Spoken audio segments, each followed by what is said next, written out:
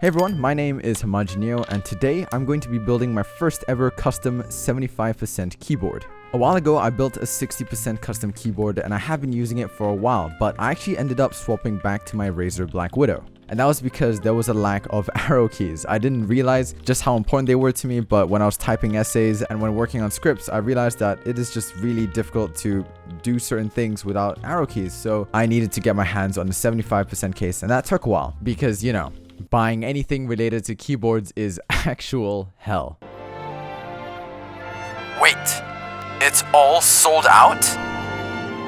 Always has been. So let me bring you through the parts for today's build. First things first, our keycaps. Today we're going to be using the GMK 8008 set from Dixie Mech. Now, aside from GMK Modern Dolch, in my opinion, these are probably some of the best keycaps out there. As soon as the group buy came out, I jumped on as soon as I could. Next up, we have our case. Now this is the KBD75 V2 case. It's made of aluminum and comes with a sleek brass plate for the switches to rest on. You may also notice that brown part in the middle of the case. Now that's frosted acrylic that has yet to be peeled, and its main purpose is to allow for RGB backlight from the back of the PCB to bleed out and have a really cool sort of glow around the keyboard. The build quality of this case is amazing. It's heavy, it's machined really well, and it's just so smooth to the touch. And after that, we have our PCB. This is a KBD75 Revision 2 PCB. It has RGB backlighting, and it's a PCB. I'm not sure what else I can really say about it, other than that it looks amazing, but also really daunting. I've never actually soldered a keyboard before, and I'm afraid of completely messing it up, but I do have experience with soldering in other projects such as electronics, so I should be fine. And of course, we have the switches. Today we're going to be using Gateron Black Inks. I've heard a lot about them on the market, and I've seen so many videos of people using them, and I've been so excited to try them for the longest time, so I finally got my hands on them, and I'm so excited to put all of this together. Alright, so first things first, we need to start lubing these switches. Gateron Ink Blacks are linear switches. If you didn't already know, that basically means that there's no tactile bump in the switches. They're quiet, smooth, and have no resistance or bump. Now, tactile switches, on the other hand, have a resistance when pressed. Some good examples would be Holy Pandas, Zelos V2s, or the Cherry MX Browns. Both can be really satisfying, but I've always been a much bigger fan of linears just because of how nice it feels to type on a buttery smooth linear keyboard. Plus, when I'm playing games, I just like a smooth downward drop straight to the bottom. It just feels satisfying to me, but of course, it's all open to preference. Okay, so for today's project, I'm going to be using Krytox 205G0 lube. This is a thick lube commonly used for linears and stabilizers. I've never actually used thick lube before. I've only ever lubed tactile switches with thin lube, so it's definitely a completely different ball game for me. I'm using my 3D printed switch opener to help speed up the process. There are a lot of other ways to open up a switch, but majority of them waste a lot of time and can also be dangerous. And if you're really dumb, you might even stab yourself. Not like I did that before.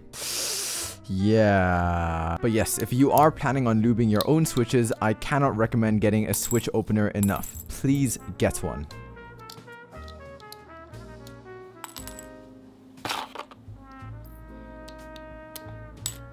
Now at the time, my main focus was to ensure that they were evenly lubed and buttery smooth. I didn't realize just how much of an effect that the thick lube would have on each switch. I'd say that I applied more than 20% than I really needed in each switch. So the switches were a little bit mushier than I was expecting. Now, let me tell you, this process can last for hours and can feel like days. I spent a total of maybe 3 to 5 hours on these goddamn switches. It's probably the most boring and painful part of making a custom keyboard, but the results are, as always, really satisfying.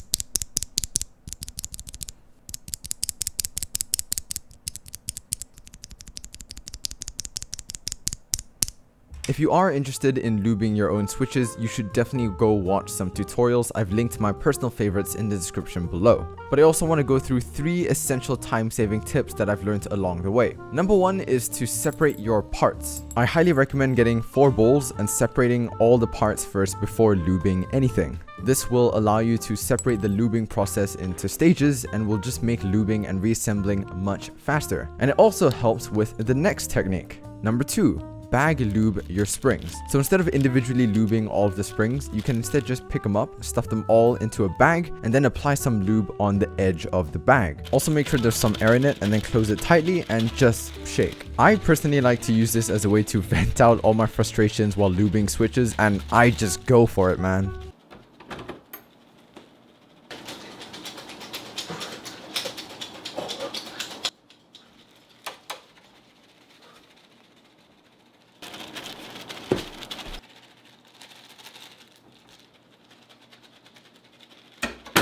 But yes, this will leave the springs evenly lubed and will save you the trouble of having to individually lube each spring. And number 3, take breaks. I know this may sound a little counterintuitive, but I've truly learned the art of taking breaks and stepping back during lubing sessions. I don't know about you guys, but I personally have the tendency to lose patience, and that usually results in the switches being slightly lubed inconsistently. So what I recommend is setting a goal or a time limit and take breaks when lubing so you don't ever lose that focus and you can come back into it and pick up your rhythm where you left off. It's way better to take breaks than to have inconsistently lubed switches. Trust me.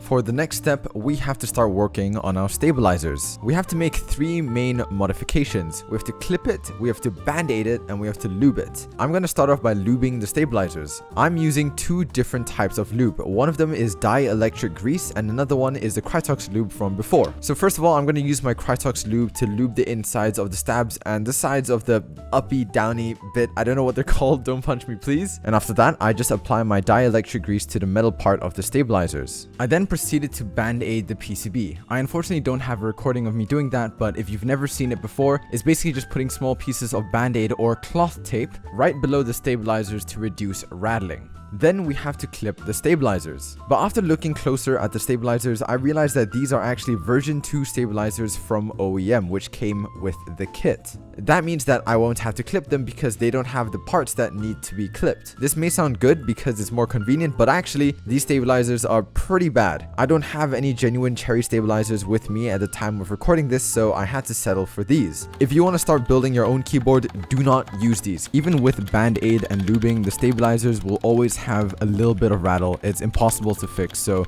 do yourself a favor, get genuine stabilizers.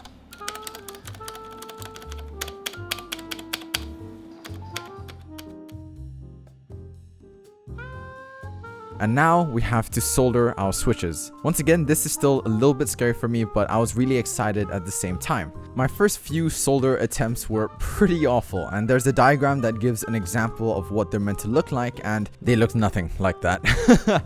But as I kept going, I got into the flow and the solder began to look a lot smoother and rounder, which was definitely what I wanted. But here's where the classic small brain Hamaji kicks in. Okay, so while I'm soldering my PCB, I realized that some of the switches weren't properly placed in the PCB. So some of them the keycaps would obstruct each other. I had to remove the solder. So I heated it up and I was like, shit, how do I get this solder off the board? You're meant to buy a solder sucker. It's meant to look like this. I didn't have that. So my solution was to take a dust blower, heat up the switch, and blow the dust, which it worked. The solder came off. I had to heat up the solder and force the switch out of the PCB, causing me to pierce my desk, and there's some holes in it, which are some battle scars. I messed up quite a few switches. These are my failures. So, was that fun? No. Was it funny? No. Was it a waste of my money? Yeah. Buy a solder sucker and make sure you plan your layout before you solder your switches. Don't be dumb like me. Okay, back to the video. So after soldering all of my keycaps with no problems whatsoever, of course, I mean, it was flawless. It was now time to put on the keycaps. It's probably one of the most satisfying parts, but to be fair, I say that about every part.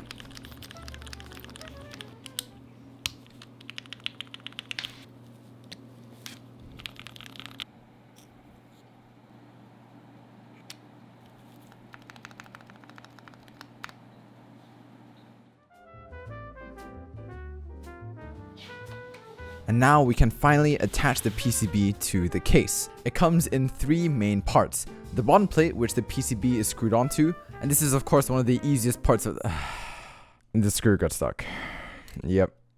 I really did that, yep. Anyways, moving on, we also have the second part, which is the acrylic plate to allow for backlighting, and probably the most satisfying thing to peel off ever.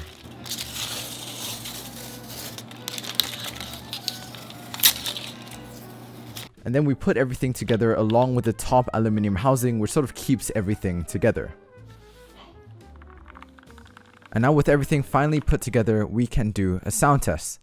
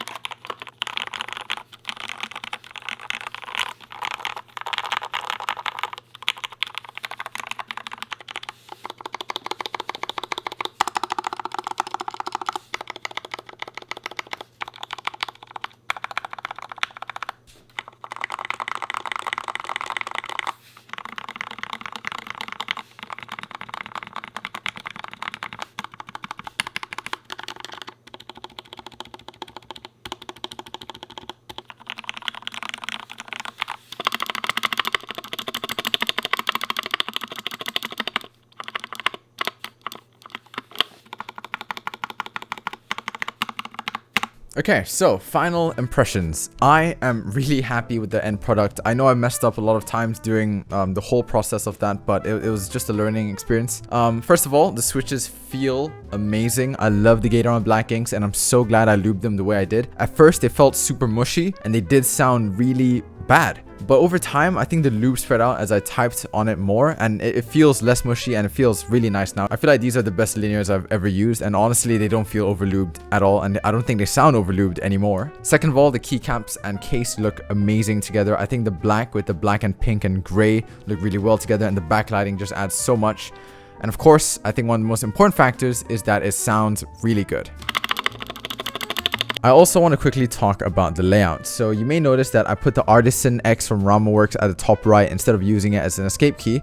And that's because I felt that the three X's looked really cool together instead of the Artisan X being separated from the rest of them. And the three X's serve different purposes. So the top right one is an RGB backlight on and off switch. And the two other X's are volume buttons. Because there's no media keys, I don't have a knob. I felt that having this would be super convenient. If I'm in a Discord call and they're just being loud, I can just sort of lower the volume or increase the volume really easily. Once again, my main gripes are to do with the stabilizers. I wish I knew the difference between OEM stabs and genuine cherry stabs or GMK screw-in stabs. But yeah, I'm absolutely in love with this keyboard. This has been my main keyboard for a few weeks now, and I love it. It's incredible. Anyways, thank you so much for watching today's video. I hope you enjoyed. If you want to support me and my channel, you can first of all subscribe or go to my Patreon where you get really cool perks, or you can join my Discord or follow me on Twitter. I hope you enjoyed. I'll see you guys in the next video. Peace.